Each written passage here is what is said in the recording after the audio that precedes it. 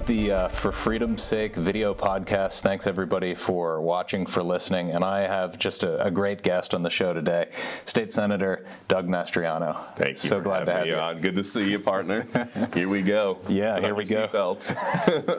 So, as I was just kind of looking you up, researching you, well, actually, let me start here. You represent a westernmost sliver of York County, and our church is in York County, of course, but most of your constituents are in Adams and Franklin, is that right? Yeah, so I have about 50,000 in York County. That's the southwestern part, which is, of course, Hanover Borough, West Manheim, and Penn Township, all of Adams County, and then about half of Franklin County, and then the part of Cumberland County around Shippensburg. Okay. About 250,000 constituents altogether. Wow, okay. So as I was looking into your your career and how you came to be a state senator, I saw some pretty interesting things, and I commented to my friend Kevin, Senator Mastriano is one of the most unique people in Pennsylvania politics. And is that a good thing? Well, it's to be determined. Yeah. So there's the war historian piece. And so you're an expert on military history. That's right. In fact, as we record this, we're at your Gettysburg office, and we're just feet away from surrounded by the battlefield. American history, where everything turned in 1863. So let me ask you this: the Battle of Gettysburg is regarded by most scholars as the turning point of the war, and I would agree with that. So, what? Many things raged in those few days of skirmishing and battle. What's your favorite piece of history? Wow. There's a lot to tell. It's a three-day battle, 95,000 federal soldiers, 70-some thousand Confederate soldiers, decisive battle. European military advisors were on the battlefield watching the battle from Prussia, Austria, England, from France as well. And this was going to be the key moment in time to determine if the European powers, especially Spain, France, and England, would Great Britain, come in on the side of the Confederacy or not, because of the cotton trade. Mm-hmm. But that issue of slavery was in the craw, the English people especially, from across Great Britain, so the Scots and Welsh as well. And that was actually thanks to the work of another Christian that had already long been dead, William Wilberforce, Minister of Parliament, who spent his life fighting for freedom. Mm-hmm. Much as pro-life people are today in Pennsylvania, we're trying to inform and educate the next generation to hopefully end this blight of abortion. But the Gettysburg battle, the bloodiest battle in all of North America, 50-some thousand casualties in 3 days, and so many epic struggles there. You mentioned 1st Minnesota and their sacrifice on day 2, and basically they died. Most of the regiment died that day or became a casualty, trying to buy 15 minutes time, because the Yankee line in the center was empty and there was no one there. And General Hancock saw a very small regiment, 262 men, and said, "See those flags coming, outnumbered almost 5-1. Take those flags." And Colonel Coville, knowing this would be the death of his regiment, gave the men a moment for silent prayer and then charged across the field and bought 15 minutes at huge sacrifice. But for me, it's a toss-up between two Maine men. Of course, one Maine man everyone knows is Colonel Joshua Lawrence Chamberlain at Little Round Top of the 20th Maine and elements of the 2nd Maine. And that epic struggle there, a strong Christian man who all his life struggled with a stuttering problem into college. And we see the very well-spoken, good-looking guy, which he became. But God took this raw material, insecure, severe introvert kid with a stammering problem, they called it, and made his weakness his strength. And we see the bayonet attack. But for me, perhaps I'll flip it on the Cemetery Hill day 1. Yankee armies driven from the field. Robert E. Lee won once again on day 1 of the Battle of Gettysburg, 1st of July. And standing on Cemetery Hill was General Oliver Otis Howard. Also a Maine man. His nickname was the Christian General, loved the Lord, had accepted the Lord a few years before, thanks to the witness of another forgotten hero. And he rallied the army, and we could say that he changed the course of history there with his testimony. Yeah, it's just one of my favorite things. As I walked into your office here, I'm seeing paintings and graphics on the walls, and I just told myself, ask one question. Don't go into Gettysburg history with me. Too late. But to speak to your military background, you were in the Army. In fact, you were, and correct me if I'm wrong here, you were in the leading armored cavalry division. at Desert Storm? So, 30 years ago yesterday, I was actually with the 2nd Armored Cavalry Regiment in northern Germany with the 12th British Signal Regiment. I planned this exercise here, and it was to monitor the last Warsaw Pact exercise called Ostwind, the East Wind. And we were up by Helmstedt in northern Germany, where, of course, the great battle would be fought if World War III broke out. Thank God it didn't. And in this secret facility the Brits had, they had a small black and white TV, old school. And in there were images of Iraqi T-72 tanks blowing through Kuwait City. And I saw that. We were on mission collecting against the Soviets as they're collapsing. And I'm like, man, that's really messed up for those people. That will never affect me. A few months later, I find myself from Germany with the 2nd Cavalry Regiment back in Saudi Arabia preparing to liberate Kuwait, and how quick things can change. Yeah. So when the war broke out, the air war began, of course, on 16th, 17th January, depending which part of the time zone you're in. And the ground war began on the 23rd, a day early for us. We actually entered Iraq before the ground war, and we led the main attack against Saddam Hussein's elite forces and his armored forces there. And there were several close calls. But I'm only here as a result of God answering prayer. Thousands of people were praying for my unit and for me specifically, and I can tell you a lot of stories about how I was delivered from certain death in the midst of these tank battles. Yeah. I remember as a kid, my dad was in the Marine Corps, and at that point he was a reservist, at the back end of his military career, and he got the call to go, over to the Middle East, but it was resolved so quickly. That's the way to partially do it. Thanks to your unit that it was recalled and he no longer had to go. But that was how to do it, and then it was really heartbreaking. So as a young man, I grew up at the latter end of the Vietnam War, in my living memory, and a lot of lessons learned were applied to the Army for Desert Storm, and we unlearned those lessons and repeated many of the mistakes of Vietnam in some way in 2003 with the second war on Iraq. Yeah. So after your let's call it hands-on military career, you also just served in the intelligence department. So you were part of planning and drafting plans for future battles. Is that right? Yes, I was a military intelligence officer for my entire 30-year career. Obviously, different staff positions. So sometimes working intel and sometimes not, but always with a top secret clearance. And in 2001, I was selected for what we call Jedi Warriors course. It's a Command and General Staff College. It's the School of Advanced Military Studies called SAMS. Air Force version is SAS, School of Advanced Aerospace Studies, and I was one of 2 Army officers selected to be part of SAS. And so that you're supposed to come at it and become like the ultimate war planner. And so after I graduate from SAS, our Jedi Warrior course, that way we kind of mockingly call it, Book a Day Club, 250 pages of reading. 4 days a week. Wednesday's a reading day and Saturday and Sunday are reading days. It was a brutal course, 1,000 pages a week, book a day course.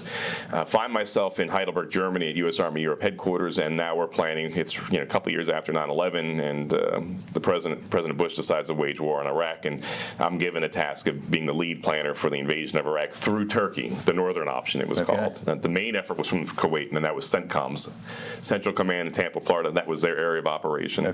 For European Command, as a ground component, I was putting together the plan to go through Turkey. Lots of up and downs with that, but I'll tell you what, it was a learning experience. Yeah. So we see there's a lot of people in politics that are veterans, but you have a storied career, if I can call it that, in the military. What role has that played as you've stepped into the realm of politics? Well, really, the whole reason why I'm here is because of military service. I never aspired to be, in politics, and I don't call myself a politician because that sounds icky. Because politician sounds like somebody who is wishy-washy, wormy, slippery, will say whatever it takes to get your vote. For me, I like to call myself an elected official. I try to represent the people and their views in my district as faithfully as I can. And that's a key distinction here. And I won't just tell you what I think you want to hear. And so I also have core values that I'll fight for, such as the right to life. That's the single most important issue in our nation and state today, and in my life, and protecting all life. And that's really what my career was about, was defending Americans regardless of where they were, and defending our way of life. For me, as I was retiring from the Army after 30 years active service, I don't think there's any other senator in the history of Pennsylvania that we know of that has 30 years of every day wearing a uniform. We have people that did reserve times, part-time military service, called up every now and then, but it definitely is a unique skill set.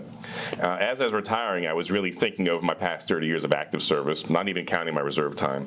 And I was really heartbroken that I was handing over the state and a nation to my son less good, less prosperous, less secure than how I got it from my dad. My dad was a Navy man for 20-some years.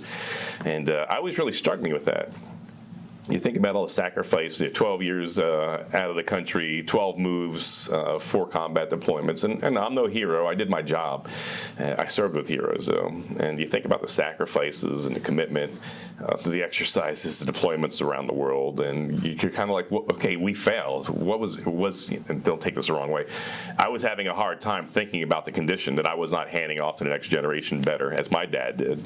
And as I was complaining about this, young man looked over at me and said, well, Colonel, do something about it. I was still in uniform. Well, Colonel, do something about it. I'm like, wow, here I am whining and talking about those corrupt politicians in Harrisburg and D.C. And it's so easy to sit back and just criticize, but okay, get into the arena, as Teddy Roosevelt would say. Get off the stands and get into the fight, because it's not the guy or the gal in the stands that matter. It's the guy who's in there fighting. Yeah. And so I ended up here as senator, and so turned down the inducements. I don't take the state car. I don't take the state gas. I don't take the per diem. I don't take their sweet retirement plan, which is far better than a federal plan.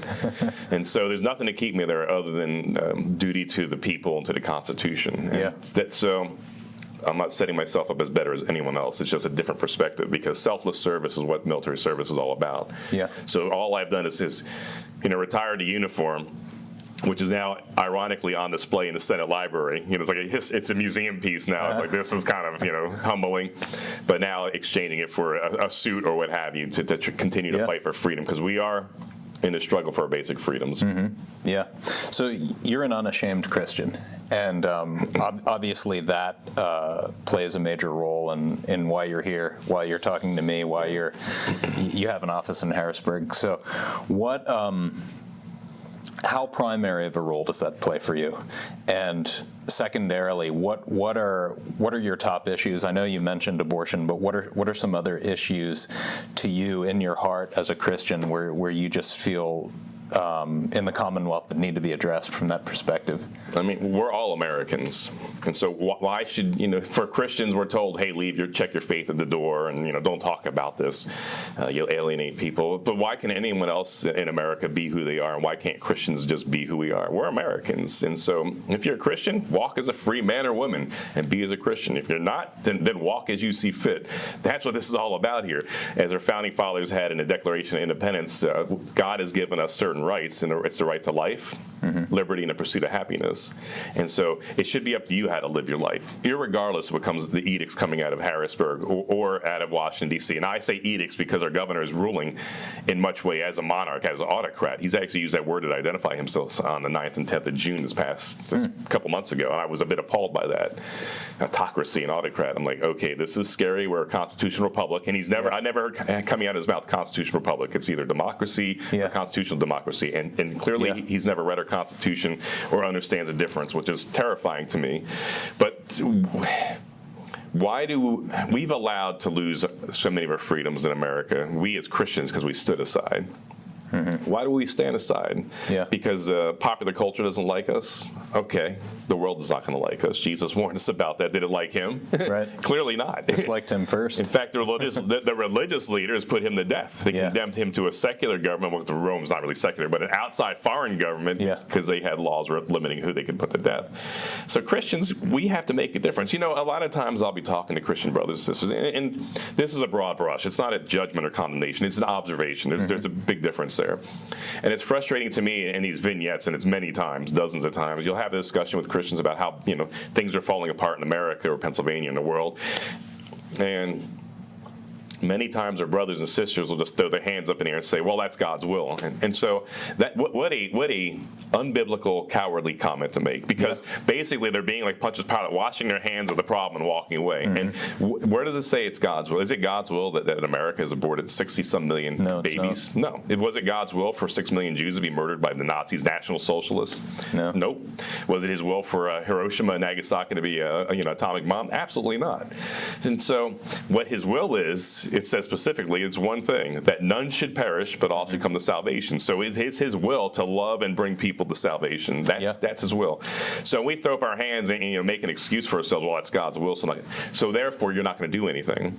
So tell me where in the Bible where we see God has jumped into history not using a man or woman. There's always been, God is looking for modern day Esthers and Gideons. Gideon is called to make a difference against the Midianite Empire, I believe it was. And, he's out there hiding behind the press out there because the Midians are going to steal his stuff. And God calls him, and he has a lot of doubts about that. And of course, he puts God to a sort of test with the fleece. Yeah. And then Esther, of course, and then he does his thing and defeats a giant army. But God chooses, God doesn't come in with, we don't see the lightning and thunder. He uses a man. Yeah. And in the case of Esther, here she is. She's married to King Xerxes, the one of, the 300 fame. The Spartans fought later on. Yep. So he's quite a famous Persian emperor, Persian Medes emperor. And anyway, she gets wind from her uncle Mordecai that there's a plot to wipe out the Jewish people. Yeah. And she kept her Jewish identity secret in the palace. It's now married the queen to Xerxes. And so Mordecai's words really echo across the generations to us today, because if you don't do your part, I'm paraphrasing here, God will raise up a deliverer from elsewhere. But you and your people will die. So there'll be consequences if you stand aside. It's not going to, okay, I have another God. It's not like God has somebody already in the box ready to go. It's going to take time to raise up the next Esther. So you and your people will die. But perhaps you've been raised up to such a high position for such a time as this. And so Esther, her response is fantastic, because if she goes to the king without being summoned, she'll be put to death, potentially. And she goes, okay, I'm going to do it, and if I die, I die. Yeah. So Esther, a heroic woman, goes forth and stands in the gap for her people and changes history. Yeah. One last, I know this is a long answer here, but let me prove my point here. So we'll put it in modern application, and what I just told you is historically true. They're not just stories, they're historic facts. And here's another historic fact. So the people of Germany, for some reason, voted 40% for Adolf Hitler and the National Socialist Party. They voted for the Nazis, National Socialist Party. And unlike what professors say, it's not a right-wing, it's a leftist policy, it's socialist. Right. So anyway, the only guy standing in Hitler's way in 1934 for complete power. Bismarck had just died, and now there's one guy left, the leader of the Weimar Republic, and his name is General von Schleicher. He's now out of uniform. He's a World War I hero. And von Schleicher can stop Hitler. He still has the German army, under his control. And Hitler knows that. And Hitler comes in like a typical extremist leftist, starts calling him a name, attack, ad hominem attacks, name calling. And von Schleicher goes into Prussian officer mode, stands basically at attention and takes it and does nothing. He had his Esther moment and he failed. And then Hitler had him knocked off a month later. And so God raised up a deliverer from elsewhere. The deliverer would call the United States Army, but it's going to take us a decade to get there. Yeah. Because Schleicher didn't do his part. We have 6 million dead Jews, 20-some million dead Russians, and on, all this catastrophe because one man had his Esther moment and failed. So I am convinced that God is looking for modern-day Esthers and Gideons to stand in the gap for such a time as this. Yeah. And so it's no more time for dithering, no more time for excuses. It's time to rise up and do our part. Otherwise, don't complain about it. Yeah. You see that exact scenario play out in Isaiah 45, where he actually raises up Cyrus, who's from outside the camp totally, and he restores Israel through a pagan king. It defeats the Babylonian Empire. Yeah. And their walls are so thick that no one could breach them. And then, Cyrus dams up the river, Euphrates River, and then comes underneath the wall while they're all partying. Yeah. So brilliant. And yes, and he uses a pagan king to restore Israel to affect his perfect will. Yeah. But there's always somebody he's using. And maybe that's you. Yeah. Yeah, it requires participation almost without fail in Scripture. Every time. Yeah. So I want to ask you this. So a question that I get a lot is how can I get involved in politics other than, of course, praying and voting? What are some other things off the top of your head where just the average Pennsylvania Christian voter is maybe feeling this call, and short of running for office or being on someone's staff, where would you point them to get involved? I mean, I'll rehash. The most important thing is, of course, is to pray that God raises up the modern day Jonahs, We'll go to Jonah or Esther or Gideon's, and maybe to be willing if he calls you to go. Because once again, okay, if you stand aside, he'll raise up someone else, but it's going to take time, and there's a lot of consequences, and it'll be a harder road to get to the desired end. On the other side here is as a good citizen in Pennsylvania, of course, always vote, and then support candidates that reflect your values. Get behind them. Yeah. It's not that hard, and they need help. We need help. If you're not, and most candidates out there aren't independently wealthy, and so support them any way you can with time, energy, and resources. Yeah, and it does make a difference. So, this grassroots movement, I had the honor of having Matt Bellis on my program a couple months ago, and Reopen PA is kind of the unofficial, it's like a Facebook group, but it's also just a grassroots campaign. And as far as like politicians in the Commonwealth, you've kind of become like the unofficial guy that they're all looking to. So how did that come to be? Do you feel like you're a Reopen PA representative? And my final question with that is, what's your goal as we move forward in Pennsylvania politics? Because there's been a lot of turmoil, especially with the governor's office. There's concurrent bills being sent to him, and things are being vetoed. The state Supreme Court is seemingly against Republicans in both chambers. So I know that's a mouthful, but. Well, so back in April, I'm contacted by Matt and some others. They want me to speak, and back then it was a very fledgling organization, and I only did. Obviously, you have to do a little bit of research. You don't want to get associated with a group that might not be legit. Yeah. But I saw what they were after. I spoke with one of the guys, and I was like, I'll do this here because they're reflecting my values. Basically, the idea that we have basic inalienable rights given to us by God, not by our governor, the right to life, liberty, and pursuit of happiness. So reopening the state, letting businesses run their lives as they see fit, families operate as they see fit, not as the governor is mandating and dictating. We see the extremes of this here. To go to a bar to get a drink, you have to have a certain meal, have to eat a certain amount of food. It's gone way out of control here, and this is the epitome of what I actually served against during the Cold War on the Iron Curtain of East Germany and Czechoslovakia. My whole desire here, Reopen PA has turned into the movement to the restoration of our freedoms in Pennsylvania, and it's an honor for me to be associated and affiliated with them because why have I become, as far as in the General Assembly, made up of the House and the Senate, why have I become the face and voice of the opposition? That was never my desire, is because I see the infringements on our rights that I fought for and that I defended for almost my entire adult life being infringed upon and by the overreach of a governor with borderline dictatorial powers here is repugnant to me. And it is true. I don't say a lot of things with hyperbole, if anything. It's all fact. We've never had a governor in the history of Pennsylvania, I'll even go back to colonial times, where there's been so much power in his hands. It's a fact. And this governor here, at the stroke of a pen, picks winners and losers, not essential and essential, and even life and death. It was. I thought the only silver lining, and this is not hindsight, I'm telling you, actually snapshots in time, when he came out with his dictatorial powers here, shutting down the state here, and very heavy-handed draconian measures that I stand against, because and there's no science basis to this. And as that's more and more clear, his office will resort to name calling. We see how the governor's now calling Russ Diamond names because they disagree politically. But of course, that's the default setting of the left. If we disagree with you, we'll call you some kind of phobe or bigot, racist. We'll just start try to ostracize you with name calling. And I think it's disgusting to me that the governor's stooping to that level. Yeah, it's one thing on a campaign trail, but he's supposed to be our governor, the leader of the Commonwealth of Pennsylvania, with a rich history of great leaders, and he's bringing great shame on that office by this sort of immature partisan politics and name calling.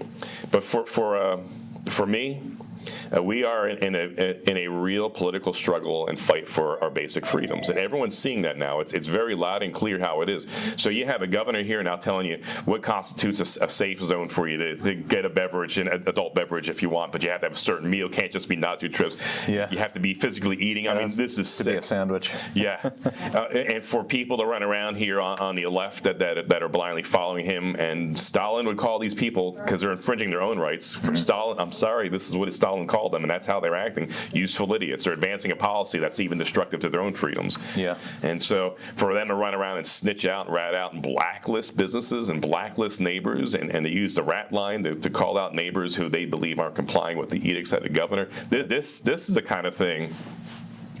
17-year-old Doug Mastriano, who was an exchange student at Hanover, Germany, the namesake of our Hanover here, as an exchange student, my first trip across the border into the Eastern Bloc was they had a school trip, and I was part of the school to East Berlin. And it was a day before our trip, and my German brothers, one in particular, Jörg, but also two other kids we were hanging out with Germans, hey, let's just go across the border to East Berlin, to Friedrichstrasse. I'm like, my passport's in the youth hostel. Like, we won't leave the subway station. You could do that. We'll hop back in. We'll just say we're in East Berlin a day ahead of everyone else. They're like, okay, whatever. And I go across. And we cross into East Berlin. I see Friedrichstrasse. I take a picture of the sign, and then out comes the Volkspolizei, the People's Police. They come out, take my camera. Then 3 more officers come, and it's terrible. And I just see. I get a glimpse into the behind the scenes of how ugly socialism is. Mm-hmm. In the end, they detained me for a while and let me go. The next day, we go on a formal trip, and then Jörg and I, my German brother from Hanover, and I break off from the group, and we go to a guest house in East Berlin. Because let's get away from these people here. They're going to tourist traps. And I'm sitting there, and there's a kid about my age in there, Dietmar, and he finds out I'm American. He starts yelling. And I'm like, oh, here we go. And he starts yelling in broken English, America's the greatest country on the face of the earth, and Russia sucks. And he's going on. And we're like, we know the Stasi, the secret police, are everywhere, probably tracking us as well. And so we're like, shh, calm down, man. Just come over here and talk to us. We're like, what's going on? And he's like, I tried to escape 2 years ago from the system to go to freedom in the West, and I got arrested. I just got out of 2 years hard labor. And that's why he's a bit jaded. Yeah. So anyway, he gave us a glimpse of the system, a system that relied upon other citizens ratting out their neighbors. Mm-hmm. And I'm seeing that unfold here with a fraction of our population that are willing to rat out their neighbors to the police. And, he's not wearing a mask and all this nonsense here. That's this very dangerous, slippery slope we're on. Yeah. So, as a student of history, you're obviously you've shown that you know a lot about military history, about American history. That's an area where I've spent a lot of time, and my rule of thumb, Senator, is primary documents. Yes, those are perfect. Much more useful than opinions and opinions of opinions and editorials and whatnot. But one of the assaults that I see, and it's, at least in my estimation, it's born in academia, where we have this alternate view of history. And I'll just point out one project specifically. It's the New York Times 1619 project, where, Senator, I'm reading. And I guess I have an above-average view of American history, and I'm reading these accounts about our founding, and foundationally and fundamentally, these, a majority of these papers that I'm reading are false. What's your take on, maybe not specifically that project, but is what I'm saying something that you've seen as well, where we've seen like an overhaul of not necessarily tradition, but pure history, where we're seeing just this revised version that seems to fit an agenda?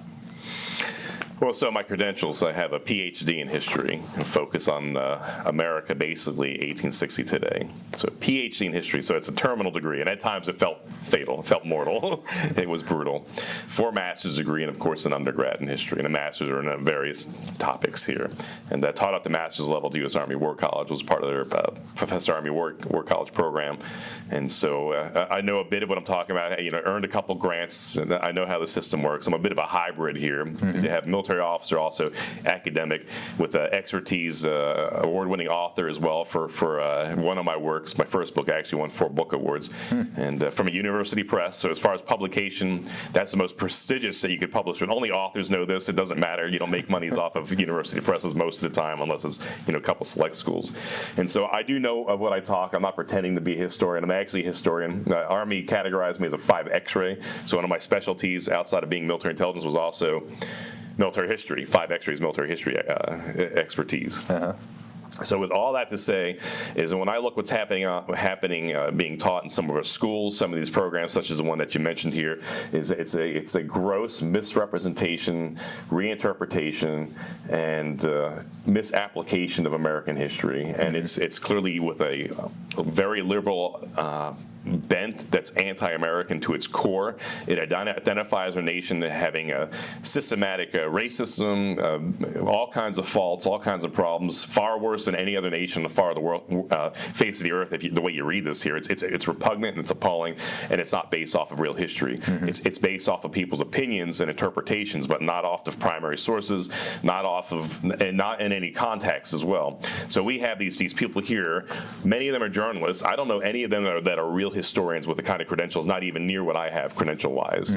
And so they're coming at it as a bunch of amateurs with an agenda and an axe to grind that hates America. Yeah. We're facing a political foe here that's infiltrated journalistic circles and has infiltrated the universities and colleges, especially in my area. There's some schools here that are extreme left, and you wonder why do they get any taxpayer dollars if they're going to produce unitary thinkers with a very biased, misinformed application. Which is the antithesis of college. Yeah, exactly. Your university education is supposed to be broadening and expose you to all these ideas here, but you're getting unitary actions and ideas here. Yeah. And so their goal here is to destroy America by re-indoctrinating a new generation. So it's funny, I was invited, a group out of York, actually, York editorial board invited me to be part of a panel to talk about the Confederate monuments, focus on Gettysburg. And I was supposed to be the fifth member of this panel, but for some reason they kept me in the back room and had the four panelists talking, one of them from Gettysburg College here, and all it was a mutual love society. I agree with the previous person said, and I'll add, and I'll repeat basically the same things here, that that there's all this. The monuments are based in Gettysburg and elsewhere are mythological. There needs to be separate plaques that talk about slavery around the Confederate monuments here at Gettysburg, and all this typical left-wing rubbish not based off of fact or history. So finally, after 23 minutes in the back room, and I had some comms problems, I was bounced in and out a couple times, and I finally said, I'm gone. You guys obviously aren't interested in an alternate view here. And they're trying to pretend this is a very academic panel. It's like one person was very indignant. She was introduced as an assistant professor. Well, I just got promoted to associate professor last week. I'm like, I've been an associate professor like 7 years ago. So come on. I mean, so we got on. I gave my credentials. So Senator Mastriano, tell us about the monuments in Gettysburg. They didn't want to hear anything else. Yeah. And I said, let me lay out my credentials. Everything I just listed to you. And then I finally said, this is a typical left-wing red herring arguments from your four panelists. I said, obviously you're not interested in an alternate view. And this 1619 is just like this here. They have a unitary view here with no secondary or tertiary opinions. And this is a red herring, because if it was about the Confederate monuments, why did these people here attack the World War I monument in Philadelphia there, defacing that on Memorial Day? If this was about Confederate monuments, why did the same group that these panelists support, why did they desecrate in the Lawrenceville area of Pittsburgh another World War I monument? And the World War I monuments in Philly and Pittsburgh were pretty close to the same. They have a doughboy soldier in bronze, so an American Army soldier, that's a representation of the soldier in uniform, and then it has these panels with the names of all the local boys that joined the Army or Air Force at the time, or the Marines. Right. Nothing controversial, nothing mythological. All these red herrings they just got done talking about for 23 minutes. Yeah. And then I also said, if it was about these monuments, then why did these like-minded people attack the Frederick Douglass Monument in Rochester and destroy that African American, the face of the freedom movement to President Lincoln here?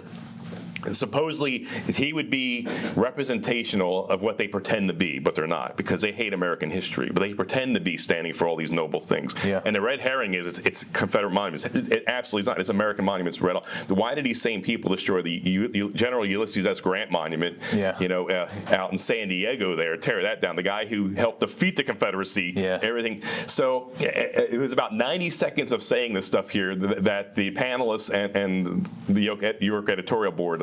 Journalists leading, so they couldn't stand it anymore, started talking over me, and I'm like, this personifies what we're facing. We got to be very careful about these people. Facts, we're in Adams County. John Adams said facts are stubborn things. We're going to rely upon the facts. So when you're engaging these people with these axes to grind politically, we got to point out the facts, not get distracted by the red herrings. Red herrings are Confederate monuments. It has nothing to do with that. It's a general disdain for American history writ all, and we need to resist this kind of movement here. Let's get back to basics here. If America America was so bad and corrupt and evil, why are even to this day hundreds of thousands of foreigners trying to cross into our borders illegally? If it's so bad, why are they coming here? Yeah. If it's so bad, we were I hate to say it this way here. Before COVID, we were the freest nation on the face of the earth. I can't say that right now in Pennsylvania, where we're under bondage in the whims and edicts of a governor who thinks he's an autocrat. You know, I say with some derision, he's acting like the king of the Susquehanna.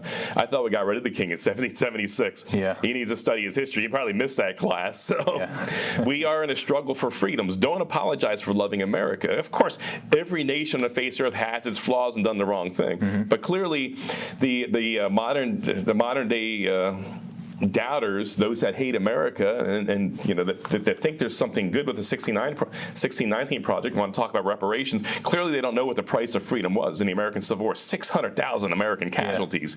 Yeah. And Abraham Lincoln, I'd ask them to reread, or maybe read for the first time, because I doubt they've read that, would be his second inaugural speech in January 1865. That the last full measure of devotion that paid in full for the price. Because and you read his proclamation of prayer on 30 March 1863.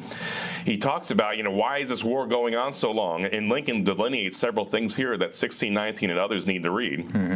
On the left is this war is going on so long because we've forgotten God. We pretend the riches and freedoms we have we derive from our own, you know, intellectual abilities. And the second part here is perhaps repaying the last full measure in some way, combining that with 65 inauguration speech here with 63. Perhaps the war is dragging on because of the bloodshed costs, suffering of the slaves at the hands of the slave masters. And so people that study history, if you look at the cenographs, the monuments in all these towns here, it has a list of the people that just died. An entire generation of boys and men died fighting for freedom to restore the Union. Yeah. And so we're separated by that now by 157 years from the Battle of Gettysburg. And so people have forgotten. They don't know our history and are being diluted by propaganda from the left, encapsulated by some of these groups with fancy names that are being funded by left-wing organizations that despise our history and our legacy. America has been a force for good. Look at 1918. We went over there, and without us, the Allies would have lost in 1918. We had Russia just collapsed to the Bolsheviks. 1 million German soldiers are coming over from the Eastern Front in 1918, World War I. There was 2 world wars. You got to say these things. And America stood in the gap and restored freedom for France and liberated Belgium and so many other countries. In World War II, without America, the fascists would have won in Europe, and the militarists who wanted to control Japan would have won in the Pacific. Yeah. And what did we keep? What did we keep in Europe? What did we keep in Japan? In Europe and Japan, all we kept were plots for our dead soldiers. That's it. We didn't keep chunks of France. We didn't keep chunks of any country in Italy or elsewhere. Right. Just places to bury our dead. So how is this not a force for good? So much sacrifice over the generations. America, we've been blessed with a great legacy. Our founding fathers were good men. Not perfect. Or I would dare to say the people that criticize them because they had flaws and sins they struggled with. So do you? Do I? I know I'm a sinful person here. I struggle with all kinds of sins here. Am I a perfect person? No. And maybe 50 years from now, they'll look back and say Mastriano was so draconian. Actually, I think 50 years from now, the next generation will look back and see we're going to be appalled by how bloodthirsty we were in the mangling and dismemberment of babies in America.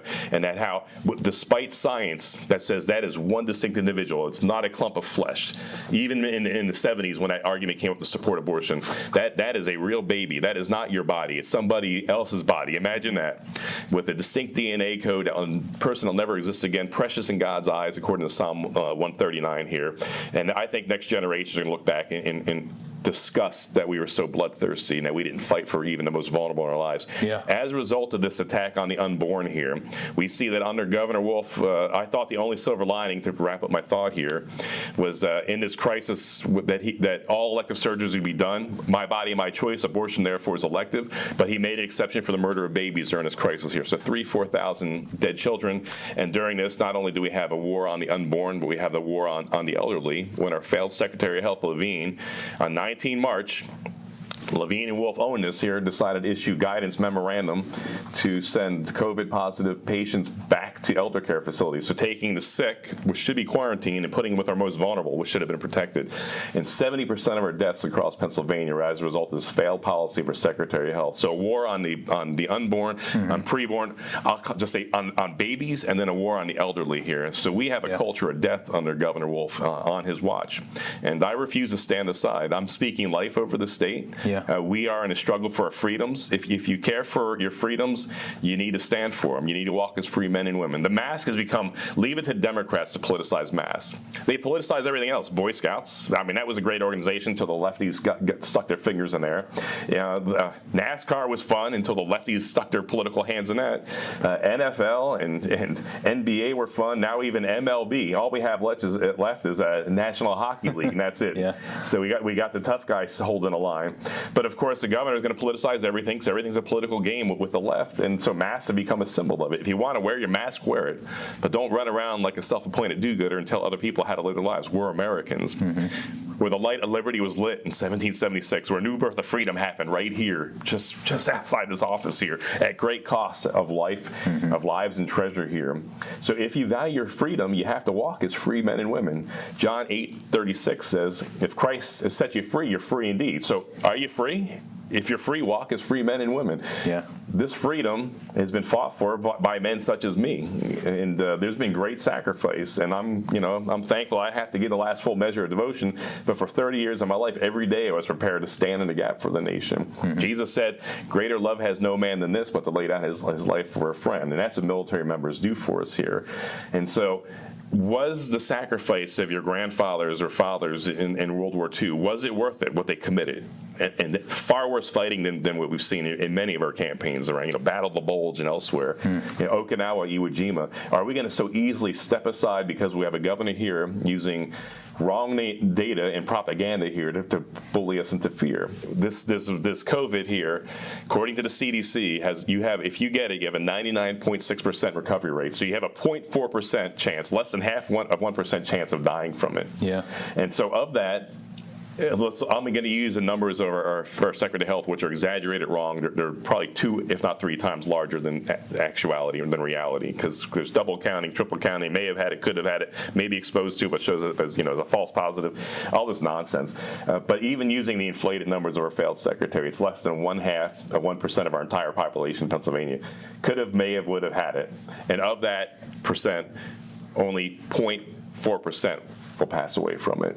And most of it, the average age of death in Pennsylvania from COVID-19 now is 84 years old. And that's as a result of the failed policies of our secretary. 90% of the deaths in Franklin County were in the elder care facilities as a result of it wasn't brought in by healthcare, it was brought in by sending back sick patients. And so we have a crisis here that's been manufactured, conflated, exaggerated, and is it worth having our freedoms taken away for such a low threat? It's roughly along flu levels, even using the expanded numbers they have. It's a bad flu season. It's far worse than H1N1 in 2009 under Obama. So we've been played. It's time to rise up and walk as free men and women, and I need more people to stand with me. I can't do this alone. I know there's a couple voices out there, but we're solitary voices. We need more and more men and women from across the state to put pressure on their elected officials to stand up and be bold and courageous. Otherwise, Reagan warned us in '61, if we don't do our part. In 1961, Reagan said, if we don't do our part, we'll be sitting on our porches with our children and grandchildren telling them what it was like once to be free. Too much is at stake. So one final question, and I'll make this quick. 2022, it's been floated as a possibility that you could run for governor. What's the probability of that? What are your conditions? Well, so here I am. I just gave you vignettes on God's looking for Esthers and Gideons, and if you stand aside, who else? Scholars, God will raise up a deliverer from elsewhere, but it's going to take some time to get there, and there's going to be pain and suffering on the way. And so I tell people there's 3 conditions of this whole thing. I mean, it's a huge decision, and I'm not afraid of it, but there's 3 things need to be laid out here for it to happen. Number 1 is we have confirmation in our hearts, my wife and I, that God is leading us in that direction, because that's very important here, that we don't walk outside of his will. The listeners out there will understand what I'm saying.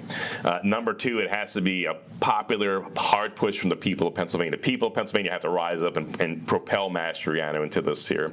And the 3rd is having the resources to do this. We have a huge state, 13 million people, 67 counties, and obviously it's going to take a lot to make that happen here. But I'm not going to run unless people want me to run. The people have to call me. They have to, of course, I need to hear from God on this here, but the people have to mobilize, excited, and willing to get behind it and make it happen. Otherwise, it's not going to be, because that's a huge undertaking here. And once again, I'm not afraid of the challenge, but I am cognizant that I can't do it alone. So if you think Mastriano is the right guy for the job, then let's get saddled up and do it together.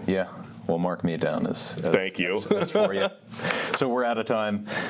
State Senator, war historian, Army intelligence officer, Doug Mastriano. Thank you so brother. much. God bless you.